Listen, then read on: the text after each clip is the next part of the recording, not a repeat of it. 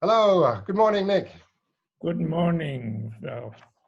So today I'm very delighted to have you for this little interview, and that you agreed to talk with me about some of these really important questions about mining and mineral supply. But let me introduce you to our students. This is mainly for our course in sustainable development.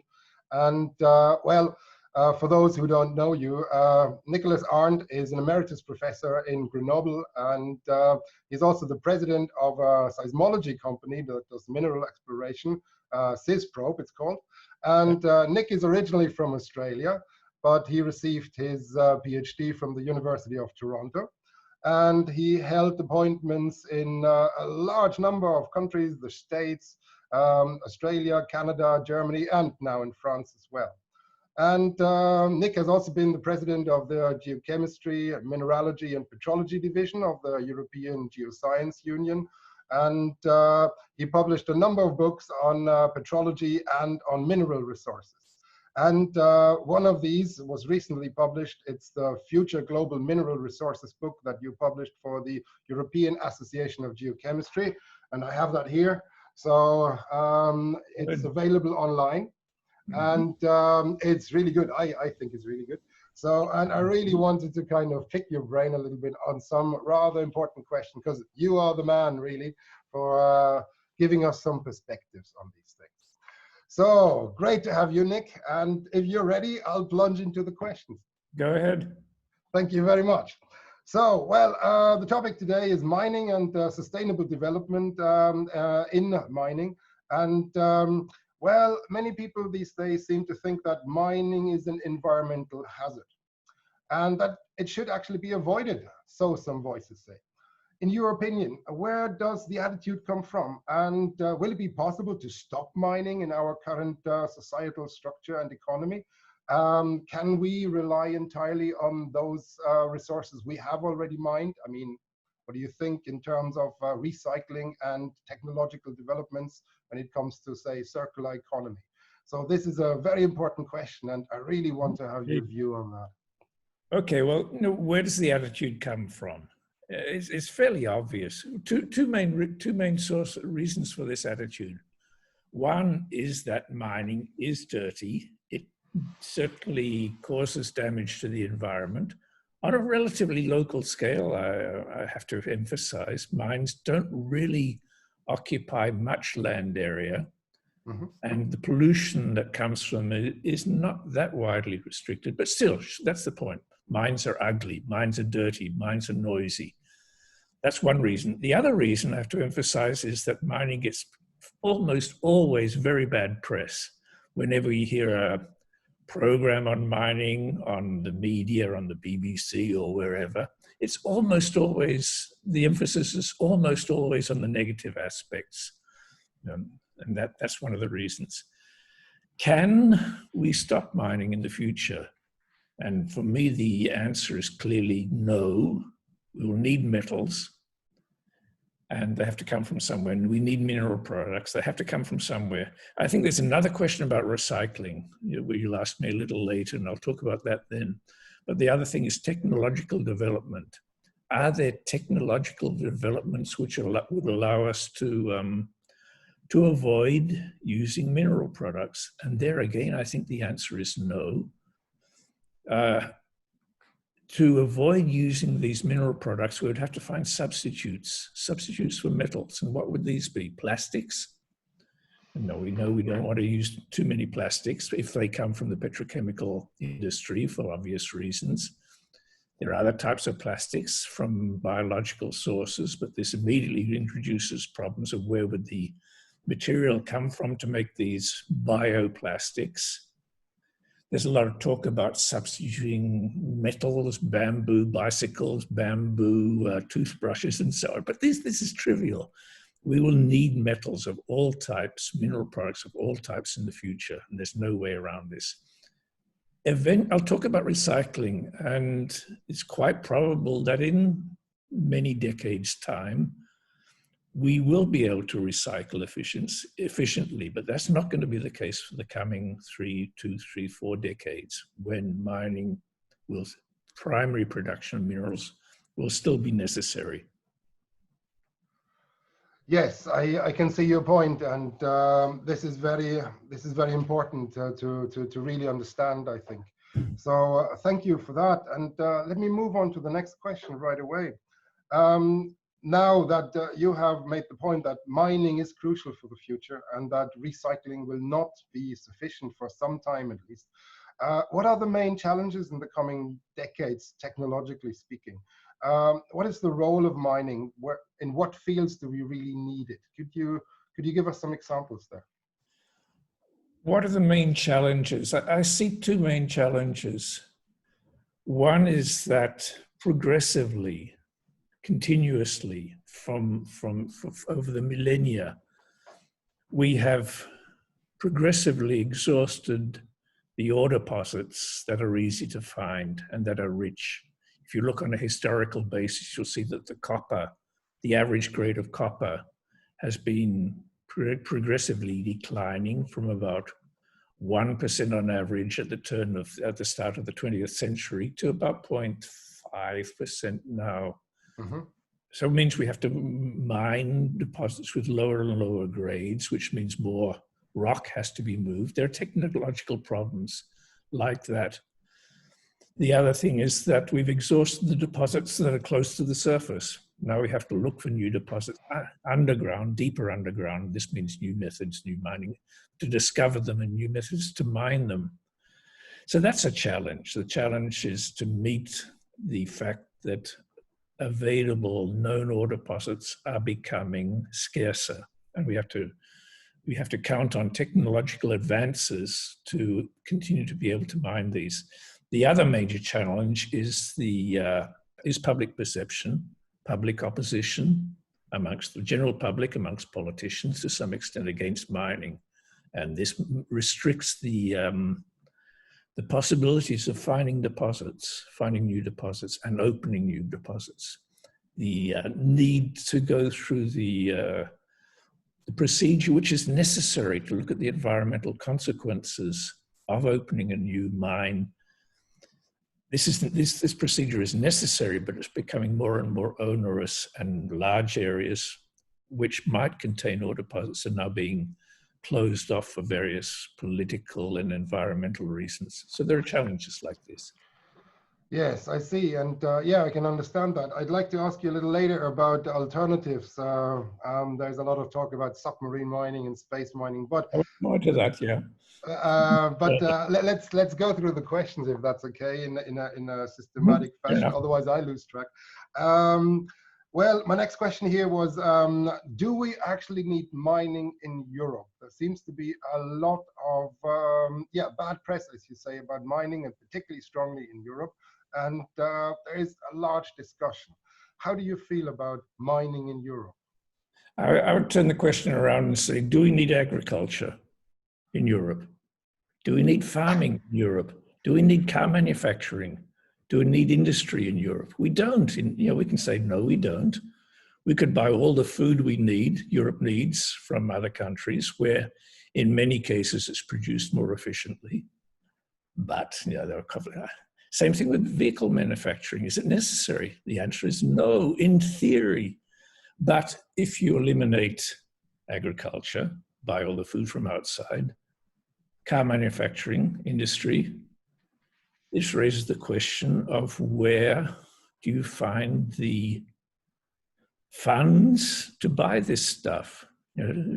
Trade is global. It still is global. It will always be global, even though there's a lot of agitation now to limit a bit the sources of products, the sources of pharmaceuticals. And then this raises the question of, when we talk about this, when we talk about repatriation of industry, pharmaceutical industry from China or somewhere back to Europe, when we talk about bringing back the car manufacturing industries, why do we never talk about doing the same thing for metals, for mining? It's an interesting question. But anyway, that's the main problem. I think we don't necessarily need mining in Europe, but I think there should be a reasonable amount of mining because it's possible, because the deposits are there, because if Europe doesn't have to pay for the metals that are produced somewhere else, this would relieve a little bit, make the balance of trade a little bit more favorable. Mining can contribute to the European economy. Mining can contribute to the balance of trade of Europe with the outside, the rest of the world, and it should be some sort of reasonable extent of mining, I think, should be supported. I think that's very interesting. And there's one point I personally feel a bit concerned about, and that is if you buy all your produce and all your goods and all your resources from somewhere else, you become largely dependent on someone else making policies and prices and things like that. And that is, of course, difficult. We had issues between China and Japan about rare earth elements a few years ago, and China was restricting exports. And this was difficult for Japanese economy, I understand. And if you are fully dependent without any reserves yourselves, then you become a play ball potentially, which is not always ideal. So the question a bit later, I think, about security of supply. Yes, we'll come back to that. That's right. And that's one aspect, sure. But the other point is simply that if it's possible to mine in Europe, and it is, there should be some sort of, this sort of activity should be encouraged reasonably, because for purely economic reasons. Economic reasons, balance of trade, but also the jobs and other benefits that come from mining if it's properly done. This is actually interesting because it leads us right to the next question. A lot of people here in Sweden argue that mining in Europe, or particularly in Sweden, is not a bad thing, because we are able to adhere to certain standards, environmental standards, work environment standards, work health and safety standards, etc. So my next question here on the list is, do you actually think that mining can be done in a sustainable fashion, in an almost fully sustainable fashion? And can mining contribute to the UN sustainable development goals? Yeah, I'm glad you brought up this last point, because when I talk to other people about these issues, I commonly mention the Aitik mine, copper mine in the north of Sweden, which I think is an excellent example of how mining can be done properly in Europe, probably better than in many other places in the world. Now, this is a copper mine. It's in the north of Sweden. The climate's not that easy. Transport, not that easy. And the mine has to respect all the societal norms, environmental norms imposed correctly by the Swedish authorities.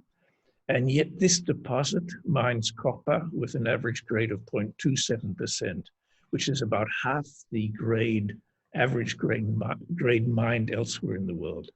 It shows that mining can be done well and properly and with respect to the environment in Europe. And that's one other reason I would say that mining in Europe should be allowed, should be promoted.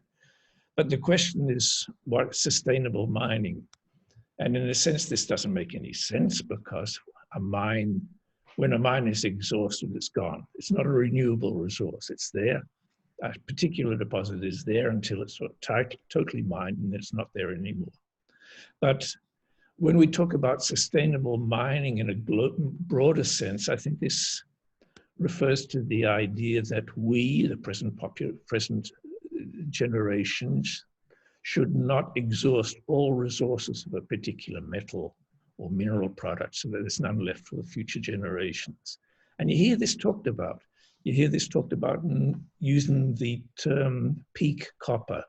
And I don't know if you've ever heard of this. It relates to the idea of peak oil, the idea promoted by King. He was a American petroleum geologist who saw that in the US, production of petroleum products went to a maximum, and then quite rapidly declined as the known deposits of petroleum were exhausted. And he said the same thing's going to happen on a global scale. So he talked about peak oil, the idea that the world would soon run out of oil. In fact, that never happened because of shale gas, mainly shale gas, tight oil, and that supplied the US and the world to a certain extent with petroleum products for a while, until we see what's happening now. And now we say, we know that there are good arguments, climate change arguments, to say we shouldn't even exploit all the petroleum we know that exists in the world because of the impact that has on the climate. Minerals are a bit different, but in the sense that once petroleum is burnt, it's gone. Whereas metals, most metals can be recycled with greater or less efficiency. So that means they're a rather different situation. People have talked about peak copper or peak zinc or peak other metals for a while. And there's a lot of discussion in the literature about this, whether we are going to exhaust our resources of these metals. In reports by the BBC in particular, I remember very well a poster which says, how long will it be before we run out of copper? And there the equation is very simple. They look at global production of copper per year. They look at the known resources of copper, which are so many millions of tons, and they say at the current rate of production will exhaust the known resources within 20 years or 50 years or 200 years, depending on the commodity. In fact, this is wrong because resources, the term resources, refers to the amount of copper that has been proven to exist in known deposits by using carefully controlled methods. Our experience is that, what happens is that mining companies in their exploration will only do enough drilling, enough exploration to assure they have enough copper to mine for the forthcoming 5 years. They're not interested in 20 years down the road. What we've seen throughout the last couple of 100 years is the amount of copper that is known to exist in exploitable resources has remained constant, even though these deposits are being mined. Others, new deposits, are found at a sufficient rate so that the resources, the known resources, remain the same. So if you think of that, if you recognize that this is a tendency, that improvements of technology will make sure that the mining companies have enough copper to satisfy their requirements for the next 5 years, and recognize that this is an ongoing procedure. That is one argument to say we'll never run out of copper or other metals. And the other one is more technical, depends on geological arguments, geochemical arguments. We know there's a lot of copper. There's a lot of every metal in the Earth's crust, and it's there. We can, if we're willing to pay the cost of extracting a metal from rock, there's enough of it there. Yes, so in that sense, I think we're never going to run out of these metals. And in that sense, for future generations, we'll have enough metals. There'll be enough metals left for future generations. So in that sense, mining is sustainable. Very good. No, that's my thinking as well, at least for many of the important metals. There's copper in a lot of certainly magmatic rocks, and if we accept that we're going to low grades, if we accept that we're paying the price of extracting it from low grade, there is a lot of copper there. So, and I think, it's a somewhat of a misconception out there about the reserves of certain resources, and if you only use these numbers, then you get a somewhat distorted picture. Thank you for clarifying that. Great. So let me move on to my next question here. Yes, now we're coming to circular economy, and this is a fascinating topic, I find, although I'm not always sure I fully understand what people mean when they talk about it. So many people here, certainly in the Western world, they would like to see that we can create an economy where people as well as the planet can thrive, and circular economy is one possibility that's discussed for that. So what's your take on circular economy? Is it realistic? And if so, what would we need to do to really get there? Okay, here we have to consider time scale. And I'm saying, my opinion, this is reinforced by work that's done by a colleague of mine, Olivier Vidal, who's written about this and modeled this. His take on the issue is that perhaps by about 2050, 2060, there'll be enough stock copper, which is available, steel, that is available for recycling, that recycling of metals will largely take over primary production. In 2060, and we can go and talk about that in a little bit more detail, why he thinks this. But in the meantime, in the coming decades, this will not be possible mainly for about four main reasons. Mm-hmm. The first is the population is growing. As more people require more metals. And that the second is that in the third world, called the developing countries, they want to live a little bit more closer to the way we live, which means they will need to have more metals. And this will, so these two factors. Very important, actually. Yes, I agree with that. Yeah. Inevitably for many decades. The third, which is very important, climate change, energy transition. We recognize that this is important. We recognize that we have to start building the infrastructure for renewable energy, the wind turbines, the solar panels. And these will need immense amounts of metals of all types, steel, aluminium to build the structures, rare earths for the batteries, copper for the batteries, and so on, cobalt for the battery, for other types of batteries, electrical vehicles. So the predictions of the consumption of metals of all types to meet the energy transition point to a large increase in demand. So if we are going to meet these challenges, which I think are essential, we have to do something. We have to confront climate change, and the way to do that is to build sources of renewable energy, and these will need metals. So that's the, if we look at a time scale of 20, 30, 40 years, there'll still be the need for primary production. And the alternative is recycling. To what extent will recycling be able to take over? And there the question again is the question of stock, material available for recycling. So when we build a wind turbine with the steel, the copper, and so on, that material is stuck in the wind turbine for the lifetime of the turbine, which is typically 20, 30 years. Mm-hmm. So this material is not available for recycling, at least until the lifetime of the structure is reached. But looking at various trends, the fact that as societies develop, as this infrastructure is built, eventually these materials, the structures will reach the end of their lifetime, and then recycling is possible. If we then take into account that world population will probably stabilize at some higher level. Now, we used to talk about 11 billion.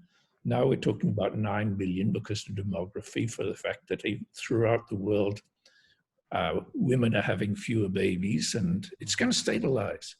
So then with stabilization of the population, I would hope with limitation of the gap between the rich and poor countries, with these sort of developments combined with the increasing availability of stock, we'll reach the situation where recycling will become more and more important, which might mean that mining becomes less and less necessary, and we'll reach a situation like that by about maybe if we're optimistic, 2050, 2060.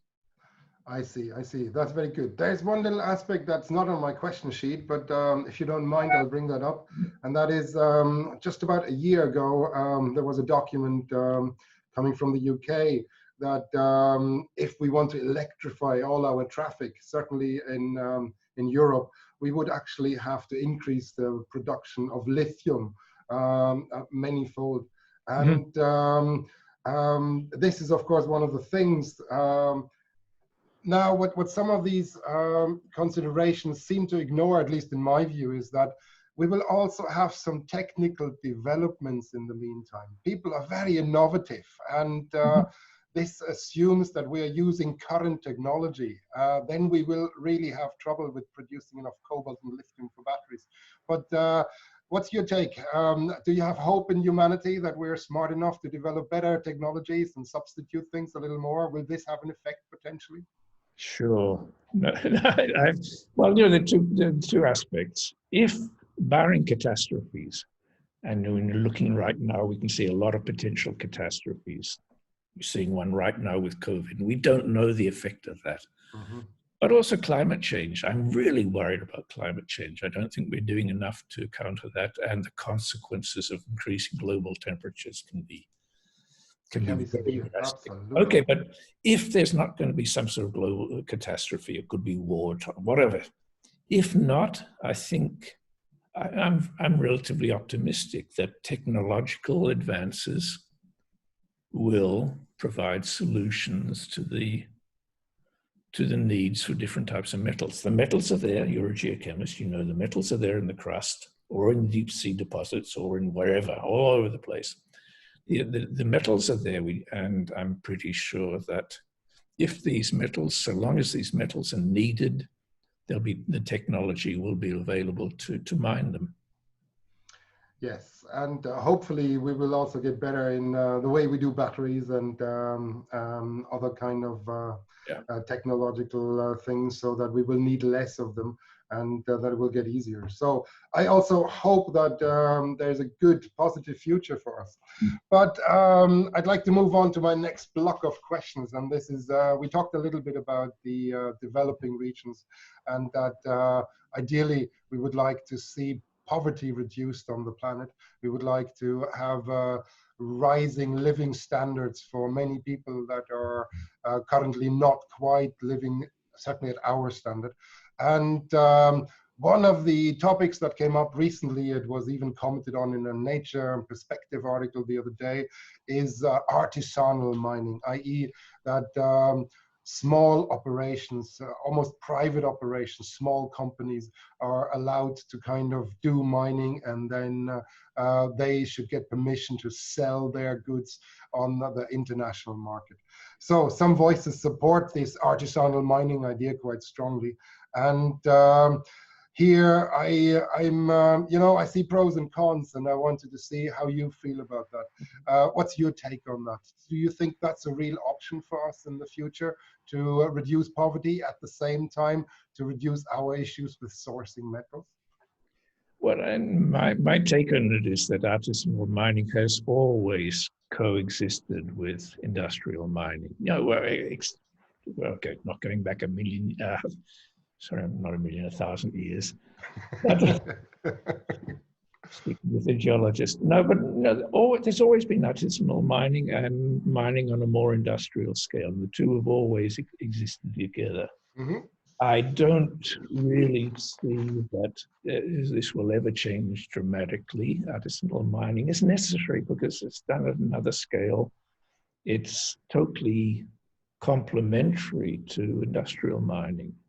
We've seen a lot of these operations, not in the developed countries. You know, clearly we're not going to have any significant artisanal mining in Europe or Australia, but in Africa, the two will operate hand in hand, because many cases, simply because the populations don't have much alternatives.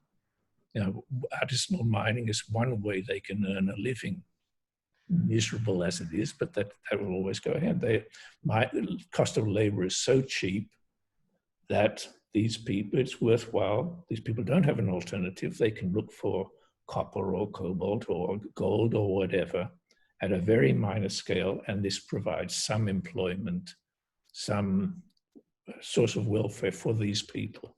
So it'll continue. It's not straightforward, though, because the next questions relate to the impact. And the real problem with artisanal mining is that it's very polluting. Yes, you're taking my next question away, absolutely. And let me quickly jump in before we move into that, so that I'll keep my keep my question sheet in order. Yes, there's creation of wealth from mining, and I think large companies, of course, harvest that, but small scale operations will also profit from that. I clearly see that, and this will feed back into economies that are less strongly developed than what we see today. But here's the downside. Can we expect that these small scale operations will adhere to the standards that we are trying to implement in Europe throughout work health and safety, environmental safety aspects? And this is a bit of a concern. And now I'll let you continue with this aspect. What's your feel about these kind of problems that might come with that? Yeah, well, the artisanal mining, due to its very nature, is rather difficult to control, and that's the real problem. No, it's done largely on an individual basis or small cooperatives between a small number of people, and these it's very difficult to regulate. If you consider the gold mining throughout, particularly in Africa, in South America, it's terrible because they use mercury. They pollute the streams with mercury or cyanide, and that's very difficult to control.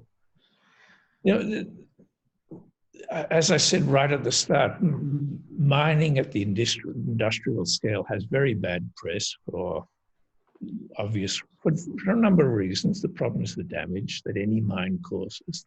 It has an impact on the local environment, but also because of what I'll say is prejudice against large corporations, capitalism. This is large mining companies.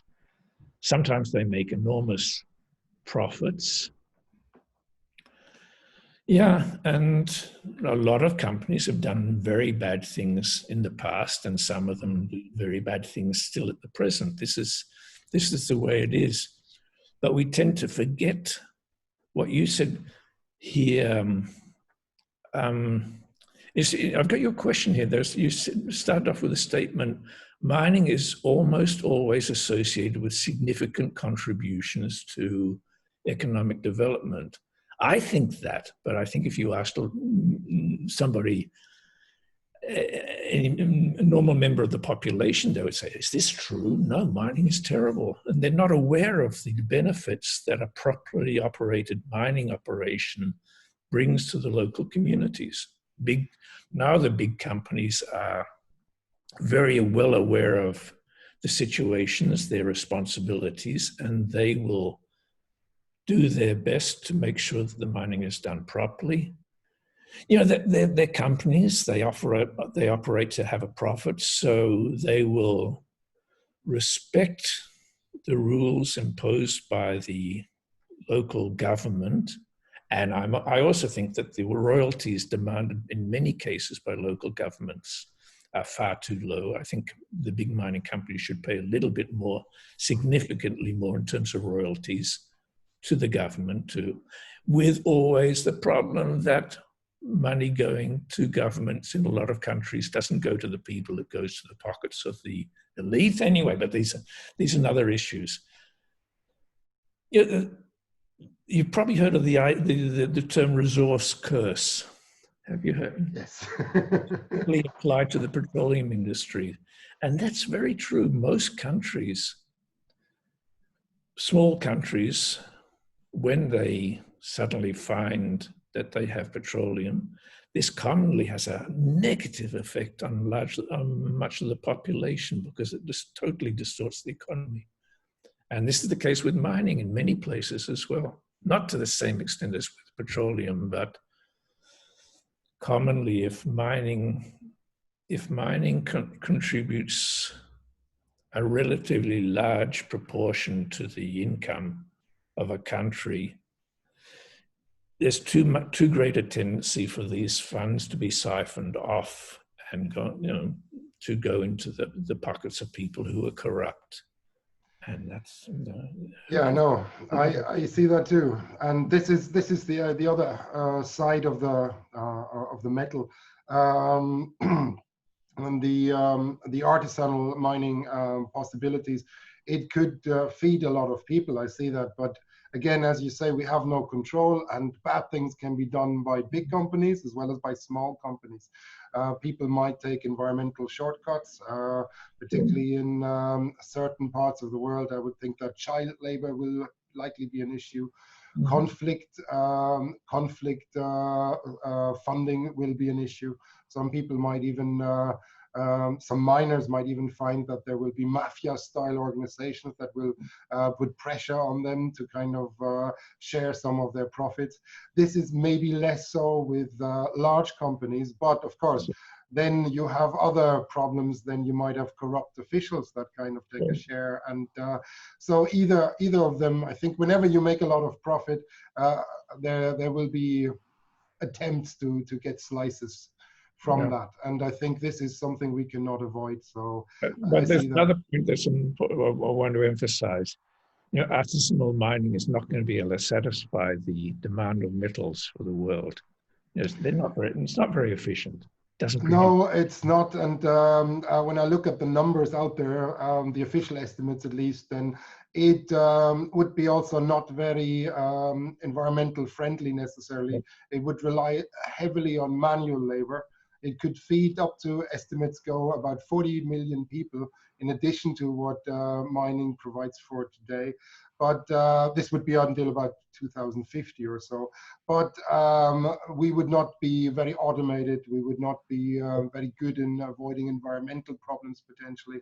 And the other problem is large companies are held responsible even if the mine is finished, while small operations, well, once the miner is gone and has moved away, that's it. Who's responsible? It's this problem like we have in the Baltic Sea, here close to Sweden. There's a lot of Second World War explosives on the sea bottom, and nobody wants to be responsible. And it's very, very tricky. So, and it can be environmentally very damaging. So this is a big concern I have. If you have a big company, at least you might get a handle on them doing something, but with small individual operations, oh, this is difficult. So these are problems there. Okay, but I'm going to emphasize this again. We started talking about the need for metals. We talked about why mining would still be necessary. And the main problem is that the only way to supply these metals is through operations by big efficient companies, using the most advanced technologies and so on.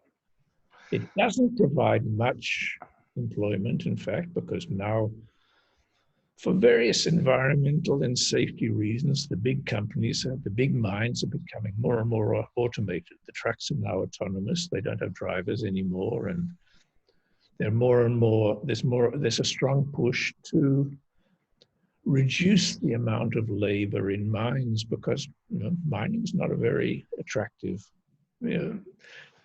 I've been in mines. It's hard work. So. Pays well, but it's not very good for the people. Yes, that's very true. So wow, let me move on to the next question. I mean, there are some real challenges ahead of us, but it's good that we're thinking about them. That's the only way to actually get ready for them. Now, COVID, we all have been affected by this, and I've been without exciting travel for quite a few months now, and I'm feeling I'm missing field work and things. And this also had effects on the economy. Metal prices, apart from some very rare metals like gold, metal prices have been falling over the last few months. Yeah, it's picking up now. And some people have been arguing, oh, this could be a trend that maybe we can create a society now that needs less metals. And also you've been using less fossil fuels. So maybe there's a chance for creating a new start towards using less of these resources. But as you just said, when I wrote the question, it was still going down. Now it's already picking up again. And the question was, do you think it's just a little hiccup, or do you think we really can change economy fundamentally? And I see you already shaking your head. So. Yeah. My response is, who knows? Yeah, we don't know. We don't know. We don't know.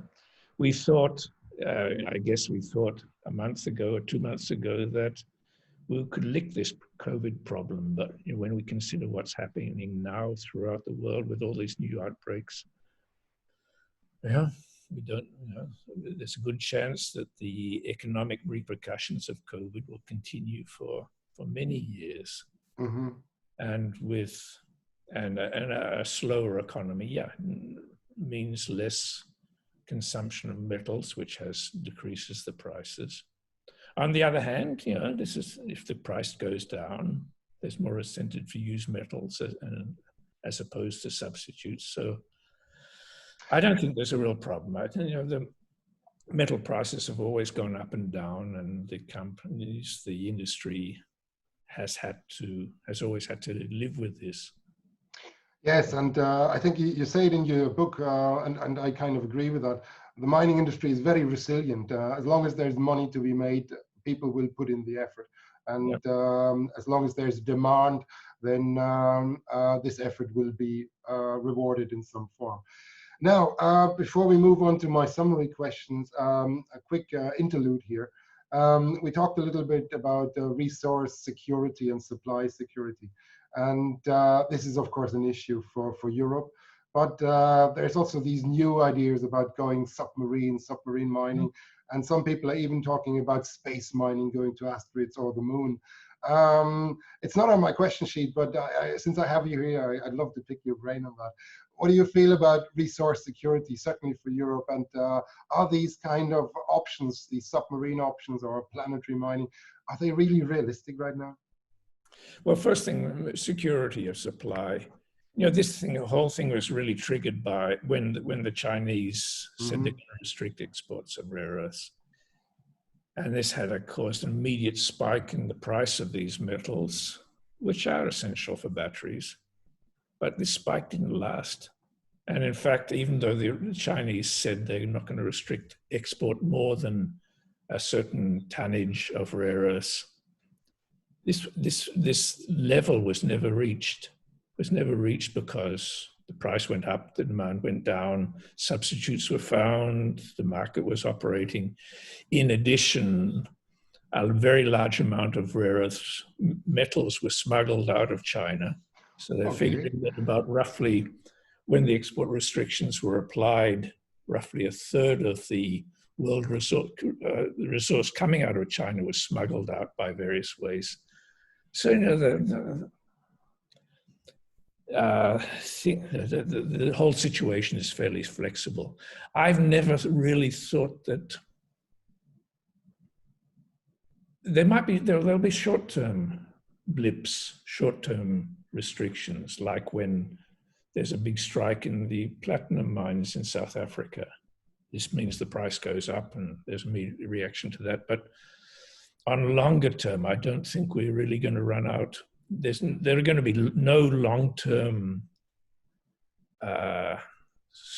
resource problems for almost all the metals. We talk about cobalt is another one we're talking about.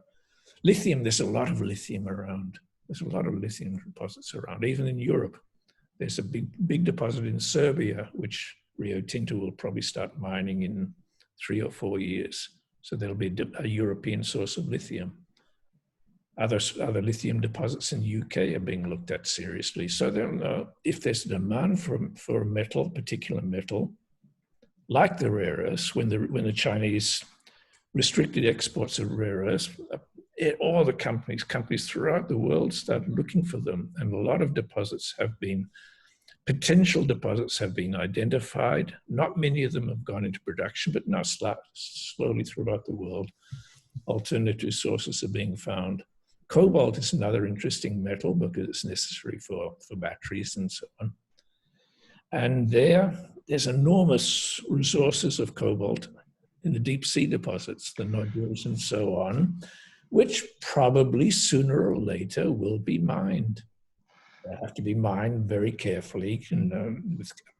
They cannot be mined until the environmental consequences are better appreciated.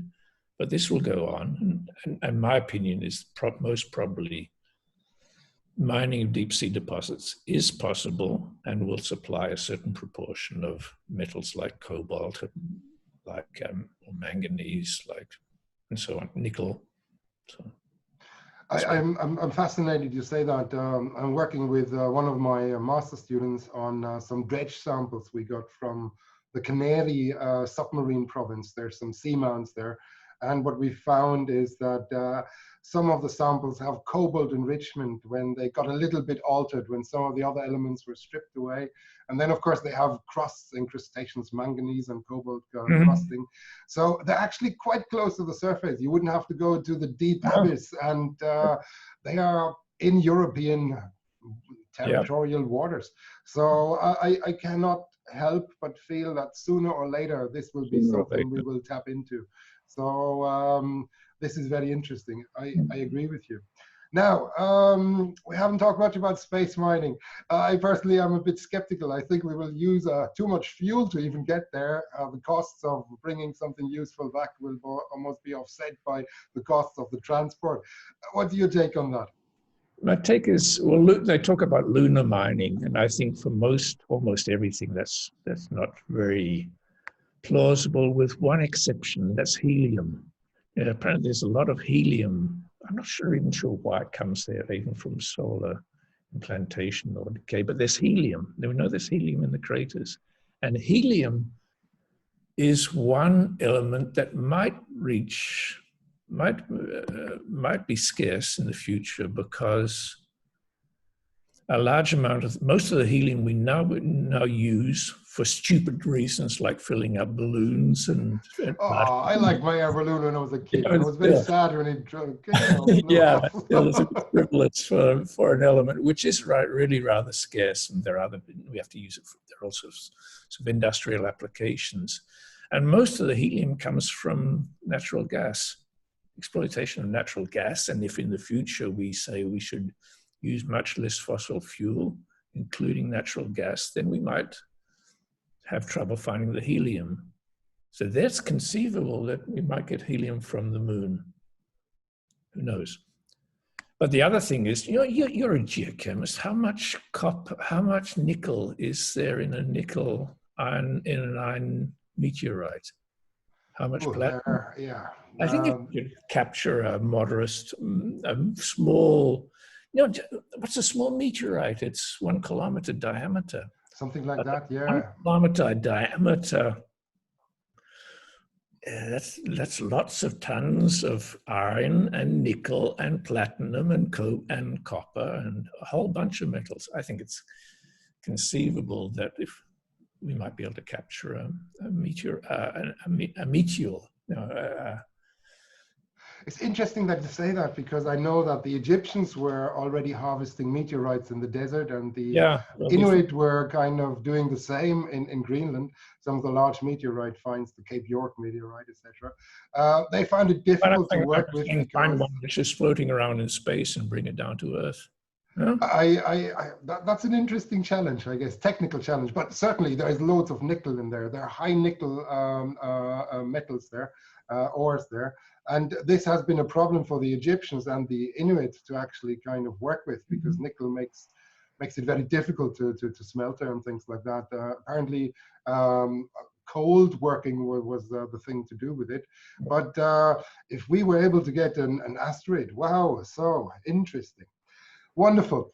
But I guess we're still we're a few years off that. So, but it might not be in our lifetime, but you don't need it at the moment. There's enough of these metals around. Right now, I think so too. I mean, it's beautiful to think about this. I think it's very kind of mind-boggling, but I don't think we really want to kind of put too much resources into that at the moment.